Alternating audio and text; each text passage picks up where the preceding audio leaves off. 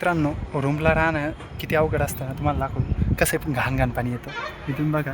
हे या टाकीमध्ये काय पडलेलं आहे बघा. हे घाण काहीचे काही येतं आहे आणि ते पण काय करावं लागतं नगरपालिकेचं पाणी येतं आम्हाला. इतकं घाण गोष्टी आहेत ना. हो सांगा साहेब. बरोबर आहे. पार त्या धरणावर इकडे पाणी येतं. धरणावर कसं पाणी असं खूप बेकार अवस्था आहे. रूमवरती राहणाऱ्या पोरांचं अवस्था आहे ना एक बेकार असते बघा. खरं म्हणजे लईच अवघड आहे दुसऱ्याच तिथं राहणं. आणि ते जे इथं खाली मस्त गरम गरम पाणी वापरतात त्यांच्यासाठी सोलार आहे बघा. इथं खाली हे बघा, हे सोलारचं पाणी वापरतात आणि आम्हाला हे थंड थंड पाणी गारगूर हिटर वापरू देत नाही, काही नाही थंड पाण्यानं.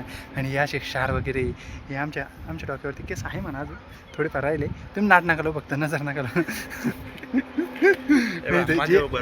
हां जे आहे ते नको जायला देवाच्या कृपेने. पण खरंच किती अवघड गोष्टी ना बघा. लई अवघड गोष्टी असतात रूमवरती राहायचं म्हटलं तर. काय घाण पाणी वापरावं लागतं असं तसं. पण खरं सांगायचं झालं तर रिॲलिटी वेगळी आहे बघा. आम्हाला जे या टाकीतलं पाणी नाही, या टाकीतलं पाणी त्यांच्यासाठी.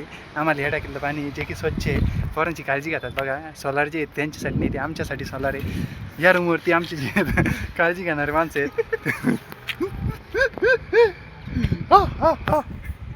तर चला, आमच्या चॅनलला सबस्क्राईब करून घ्या आणि चॅनलची लिंक जास्तीत जास्त शेअर करा.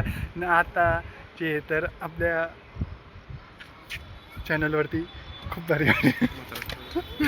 भारी व्हिडिओ येणार आहे आणि हा व्हिडिओ जास्तीत जास्त शेअर करा.